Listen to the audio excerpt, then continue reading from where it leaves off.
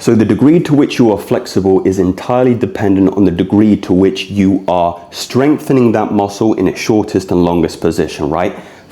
That's correct. Flexibility is a skill. It is a strength. It is not a passive activity. It requires some durability. It requires some resilience in these areas. So take a muscle that we know is chronically tight in most modern people.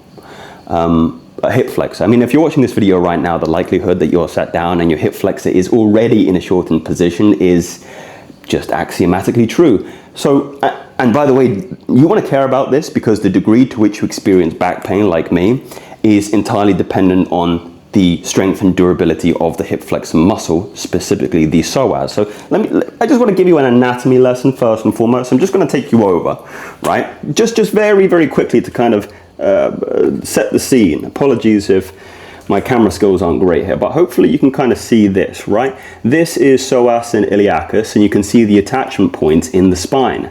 Now, if the muscle is short, you can imagine how much tension that is putting on your intravertebral discs and your lower back in general. It's almost as if there is an additional weight or additional pressure on these structures that are affecting your lower back position. So what do we want to do? I drew you something. I want you to see this. I drew this for myself as well as yourself. Okay? So we're just going to go through a very, very quick workout here. You can follow along, but the idea is building hip flexor tolerance, evidence and strength in the short and long range of motion of the particular muscle and joint. Okay? So we have here a very crude diagram of your hip flexor. You can see the femur and the tibia and fibula here, and the other one holding this position. The hip flexor starts at the femur and attaches into the lumbar vertebrae, right? What we want to do is we want to, as I preface this video, create evidence and strength in the shortest and longest position of the psoas muscle. So we can see here, this is the short range. We want to build strength in this position, okay? This is so important.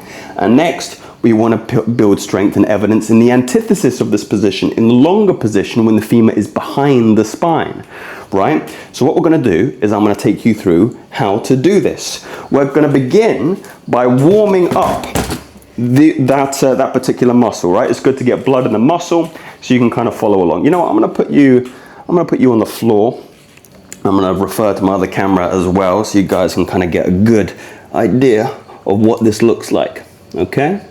So let's begin over yonder, okay? We're going to begin with some ATG split squats. These are, these are so important in general for the average man and the average woman because of the modern neurosis that we live in. We're constantly sat in this kind of position where the hip flexor is tight, right? This muscle here, this muscle here. So we want to put it through some kind of evidence, tolerance, and strengthening program to give us more support and strength in the lower back area.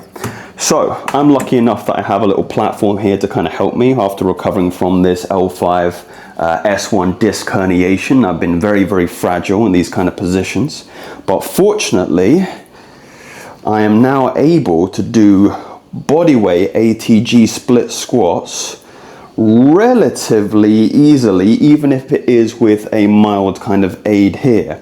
So again, I'm taking this muscle through shortening, lengthening, shortening, lengthening, shortening, lengthening.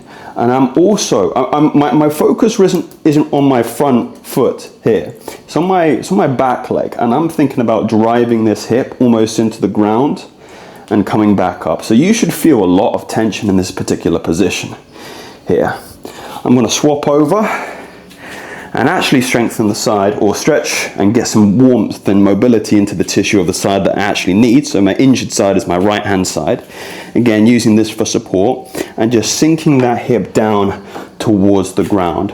I'm trying to also not let my knee touch the ground, because when it's straight, I'm getting activation of the vastus lateralis as well.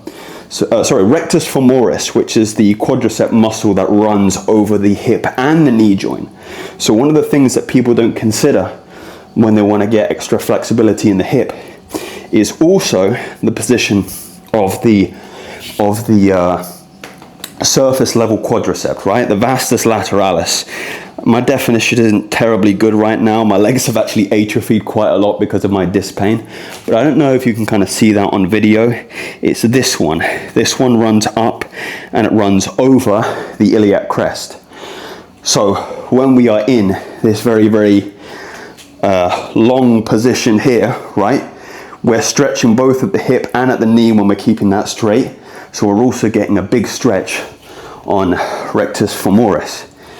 I believe my anatomy is correct, but it's the surface level quadricep that crosses both the patella and it crosses the hip as well. So we're going to do another set before getting into some of those short and long ranges of motion, long angles and short angles, sorry, of the hip. But again, this is very, very demanding. Make sure you're warming up nicely. I'm fortunate enough to live in Southeast Asia, so getting warm with one set and dripping, soaking wet is a common phenomenology for me. Okay, so we're going to do one more. I can actually, you know what's cool about having a cane as well is it almost acts as a as a kind of regressive aid for this, right? So again, trying to keep that back leg straight. Really keeping it straight and allowing that stretch to be nice and deep. I'm very, because again I'm still recovering, I am very gentle with this. I'm going tentatively. I do think you need to be a little bit more conscientious with these kinds of workouts if you are recovering from a long-term injury. That's the hardest part, I will say, about recovering from a long-term injury, is that gray area between working out and actually affecting the weak muscle to the point it grows and you're no longer injured, or doing too much that you regress or reset or inhibit your recovery process. Okay, now one of the things that we can do and leverage here is the couch stretch. So you can kind of put this up at home. I like to kind of have the back end of the yoga mat up against the wall, because otherwise it's going to be uncomfortable on your leg. And remember, the muscle is now warm. We've got some blood and activation in the psoas. So now we can actually take advantage of those passive stretches. Now, according to the scientific literature, the passive stretches are really not going to be the factor which increase your ranges of motion at the hip, or the flexibility of the hip, the durability of your hip flexors. Is going to be strength in those end ranges of motion. So you can kind of see here, my hip and my femur is behind my leg as per this particular diagram, right? Just as a kind of reference point. So you can see, look at where my femur is. My femur, I'm trying to put behind my hip. I'm still trying to keep myself upright, and I'm trying to squeeze my glute and push this hip forward. And in doing so, I'm increasing the lengthened position of the psoas. And even more so, a little trick you can add is trying to flex into the posture. So what I'm doing is I'm pushing against this wall. So I'm activating a isometric contraction in the longest position of the hip flexor. And this is really, really demanding. But the idea is, I've chosen the words deliberately here. I want to build evidence, and also I didn't put it in here, but trust. I want to kind of show my body that it can begin to trust the positions I'm putting it in. It needs evidence that it's not going to snap or it's not going to break. Now for the challenging one, right? Because this is my injured side, and this is exactly the hip flexor right now that is tight, is tonic, is locked up, and is fundamentally scared. Yeah, so I need to be very, very gentle when I'm putting it through its long ranges of motion. Maybe I start with the knee not right up against the wall, which allows me a little bit more freedom here. Got my cane to support me. And again, just kind of, I know this may not be helpful for a lot of people, but try and just be present and conscious and in your body when you're doing these kind of movements. Don't have any music on or a podcast, especially if you're doing it for the first time. You want to be in the moment and almost connect with this hip flexor muscle And I mean, because that's the word I use deliberately, guys, is we want to build trust. Yeah, we want to have a conversation with the body here. So I'm kind of finding where those points of resistance are in the hip flexor, changing the position of my spinal cord in relation to my femur as well, to see if I can deepen the stretch. Even if I suck in my belly button here, I'm finding I'm getting a deeper stretch and a deeper activation in those muscles closest to the spine. And if I can also flex into this position as well, because again, flexibility is predicated on the strength in the short and the long ranges of the actual muscle. So I'm going to give it a little rest here. Come back. If this is too demanding, what I will say is just start by simply sitting on the floor like this. It is amazing how much utility this kind of posture brings. A lot of people don't really think about it, but you can imagine the evidence, strength, and trust your body will have if you're constantly put in a position where the quadriceps can be lengthened, right? Under a contraction, because the weight of your body is also going onto your knees. And you know, you can even maybe do some pulses here and start to activate some of the muscles in the anterior part of the legs. Now, we did the short, so the long range of motion, right? But that was just a stretch. We actually didn't do an actual exercise. What I recommend, because you know, it's funny, it's here, the exercise that most people do, it's kind of the regression of the couch stretch. So if I put the camera a little bit further back, so you can kind of get a better angle of what's going on here.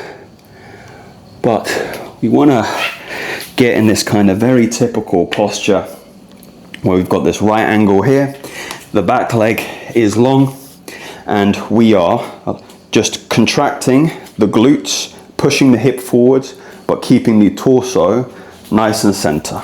Yeah, so you can see again, as per the diagram, I'll just show this on the front camera, the femur is behind me. Yeah, my hip flexor is in a lengthened position right now, but the thing is, I'm not developing any strength because the muscle is in a passive status or a passive state. Okay, this muscle is just being pulled, right, by gravity, by the weight of gravity pushing it down into the ground of my body. But the muscle isn't under any kind of active contraction. But if I force my knee into the ground, this back knee into the ground, right, almost as if I want to, if I swap over actually, so you can kind of see, it's almost as if, let me hold on before I injure myself again here. I'm trying to drive this knee up and forward. Yeah, I'm trying to, that's the motion of the hip flexor, yeah? It's bringing up the knee. Of course you knew that, but it's important to remind ourselves that to connect with this muscle, we have to have an understanding and knowledge of the function and the utility of the muscle, right? So this is failing me now, but here we go. I want to push this knee into the ground. You're gonna get a contraction in the glute as well, but I want evidence. I want to build evidence. Yeah, I'm almost trying to take a lot of my body weight off me and into the hip flexor. So you should feel a lot of tension in this muscle here, this kind of isometric contraction as you're driving that knee as hard as you can into the ground. And I'm building evidence, I'm building trust. I'm showing my body that I'm going to need durability and I'm going to need to deal with strength and resistance in this end range of motion, and therefore getting in this end range of motion when I built strength in the lengthened position of the hip flexor is going to allow me to get into these positions in day-to-day life with far more ease. Yeah, keeping my leg in this lengthened position and driving the knee into the ground requires activation, it requires stimulus, it requires intention, it requires work. So we need to be very active about this. And then you can imagine in between each set interval, we're just going back to this couch stretch, yeah? So we're even getting, what do they call this? I believe they call this PNF at university. Proprioceptive work. It's basically the idea that you can increase the freedom, this is the good way to think about it, the freedom available to the joint in the end ranges of motion when you introduce a kind of isometric stretch at the end ranges and the shortest ranges of motion. So when it's passive, you should get, and I do feel, a little bit more freedom. Again, I have to be very careful on this side because of the herniation. Should get some freedom here. And when I stretch, again, I'm getting a little bit of relief on that lower back. Just kind of rocking forward, trying to keep the torso up as well. Remember, the position of your lower back is the part of the anatomy that you want in the forefront on your mind when you are doing these kind of exercises, because that's where the attachment point is. I think if you are really going to increase the quality of the human vehicle that you reside in as a soul, then you need to have some kind of basic and rudimentary understanding of human anatomy. You know your vehicle, know the thing that you're driving, understand the intelligent gift that God, the universe, and the cosmos has given you, and in that way you'll be able to look under the hood, fix the engine, change the oil. It's the fact that I'm using the car analogy or the car metaphor is not a coincidence, right? This is a vehicle, and exercise is servicing of the vehicle. So we just have found out how to do, just to recap, a contraction in the long range, right? So now we need to build evidence in the short range of motion, in the shortest range of motion of the muscle. Now, one of the ways that you can do this, it's probably easier if I stand up and kind of show you. Need my cane here. I'll bring you up in a better position. Oh dear. Oppa. And I can show you. What you're going to need though, you don't need a kettlebell to start, but it's probably a good idea to start to think about investing in a kettlebell in terms of your prehab or your rehab, depending if you're injured or not injured yet, I should say. Although I don't wish it on my worst enemy. We can just start with body weights. Is just taking the hip flexor in that shortened position and keeping it there. And we can even increase the resistance of the bodyweight exercise, because a lot of people would say this isn't very demanding, but it is, even if you keep it up there for 30 seconds, is also extend the knee because of rec fem, I believe, or vastus latae. I keep getting those two mixed up, but the quadricep that crosses both the patella tendon and the hip, and then keeping it out there like that, right? It's amazing how handicapped I am by my hamstring, and we all are by our hamstrings. Yeah, so getting that muscle in the short range of motion, feeling the contraction. You can even get your hand in there to really feel that muscle in the short range, and then as you extend the knee, how much more demanding that is, because the lever is longer and therefore gravity is acting on the length of the lever, thus increasing my perceived resistance or weight that I'm fighting against. But you can already see how much better my left side is comparatively to my injured side. Now, once you get good at this, you want to start adding some weight. Now, I actually haven't done this before, so I probably won't be able to do very many or hold this for very long, but getting the kettlebell, and you can start off small. We didn't even talk about developing strength in the mid ranges. I do think it's important, but I do think it's not the priority, because most of the problem areas are in the short and the long ranges of the muscle. So we can begin by just doing an isometric hold on the floor. I think you can maybe only see that on the second camera, but I'll kind of bring this over a little bit. Is hooking the foot into the kettlebell and just having the intention to drive the foot off the floor. And already you can see I'm trembling because I'm activating quadricep and hip flexor at the same time. Yeah, maybe you can kind of see better here in the light, but again, the muscle that crosses the hip, crosses the hip, yeah, big one crossing the hip here. Good stuff. Oh. And then you can see the progression is very, very simplistic, is I'm still not at my short range of motion, am I? I need to get that kettlebell all the way up. I need to get it up here and hold it this position, building trust, evidence. And then you could even do an eccentric, right? Because the body is much stronger lengthening or lowering a weight than it is picking up a weight. So eccentric is lengthening of a muscle under contraction, and contraction is shortening a muscle under contraction, right? So concentric, eccentric, concentric, eccentric, right? So we might even, I mean, you could even get the kettlebell and you could put it up on here, and if you're maybe not flexible enough to hook it off, but the concentric part is the hard part, right? Be much easier on my healthier side, but this part, getting it up, easy part. But holding it there,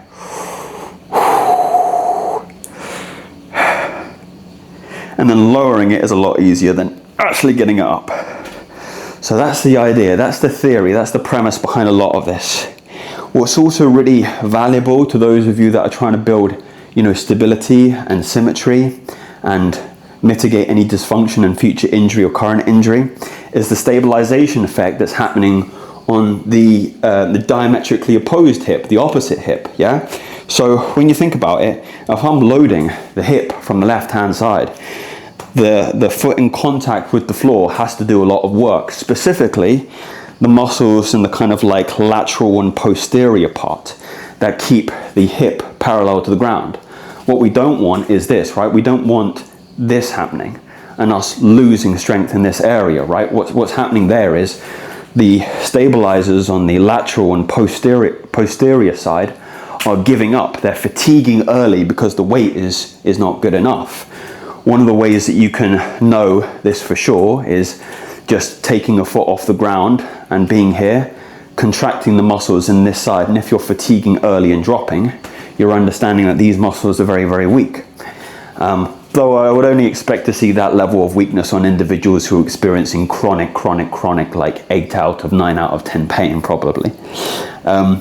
You can begin to rehab, or more specifically, prehab, right? Prevent these injuries from occurring by adding a little bit of resistance, even if it's just a hold in this area here and working on the muscles on the diametrically opposed side to keep yourself parallel. But we are still working with the hip flexors here.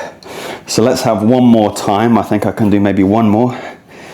And again, prepping myself, and then I'm getting that concentric contraction in, and I'm holding that muscle in the shortest range, the shortest range of motion the muscle is contracting.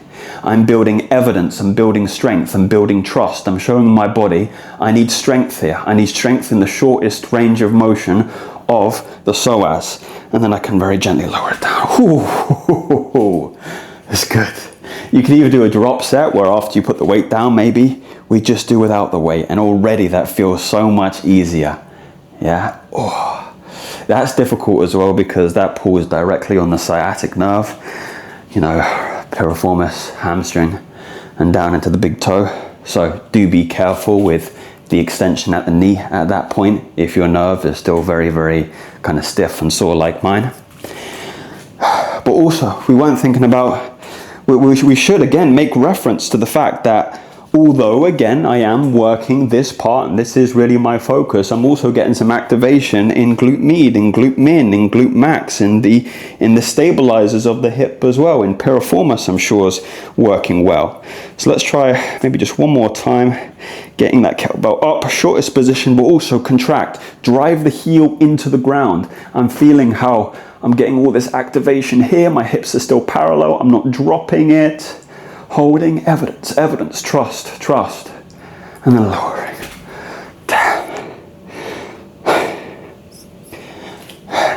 It looks simple, but again, it's hot in here, but this is very, very taxing because we don't spend enough attention and time and courtesy, really, looking underneath the hood. Yeah, this is the MOT, guys. Okay, let's go for the stronger side, different angle here. Getting ready. We're think about, this is important for my injured side, right? The external rotators of the hip need to be strong. Even the QL, right? Even the muscles lateral to the spine are working in some fashion. So we go again. Big contraction, hold it in the shortest position, build evidence, contract the opposite side. Geez, this is very, very challenging for me. I actually think, now that I do this, that the external, well, I know for a fact now, this, you know why this kind of work is so interesting is because you start to understand your own asymmetries and your own weaknesses, and you begin to, they become palatable instead of an idea. You see direct evidence, oh, I am significantly weaker in the stabilizers in my posterior and lateral hip on my right side. So I'm going to have to work on those. I'm going to have to do, you know, hip airplanes and cars, hip cars, where you're taking the hip through the full ranges of motion there. But what we will do is kind of consolidate everything that we've done by doing another couch stretch. Yeah, we cannot do enough couch stretches. They are so significant, so important, because they are a postural antidote. They're postural medicine, because the posture that we keep ourselves in the most, as a consequence of modern living, is where the hips are spent, you know, 60 to 70 to 80% of their day in a shortened position. So this particular stretch, taking that hip and also the quad, remember the top of the quad, in the longest position, and then also adding a contraction into the ground. Yeah, I'm building evidence, I'm building strength. I want to be able to keep my muscle in a long position, yeah, when the femur is behind the body, and have a good history, yeah, almost like a memory. Like next time you're in a sports activity, or, you know, it could be something as trivial as, I don't know, playing volleyball on the beach with your friends, which requires, you know, athleticism. And maybe there's a part in that volleyball tournament where you are stretching for the volleyball, and you need to put your body in a position where your femur is behind you, but also you're making contact with the sand to keep your posture in a position where you can actually get the volleyball and save the point. And if you have gone to that volleyball event with a history of being in the couch stretch, your body has a working memory that this kind of position is something that is very familiar for it. And it is going to glide into that stretch, that volleyball stretch with ease. Yeah, because there's strength in this position. Remember, strength is important. Even, you can kind of see in this camera, kicking down towards the ground, because I'm getting that quad activation, I'm getting that hip activation.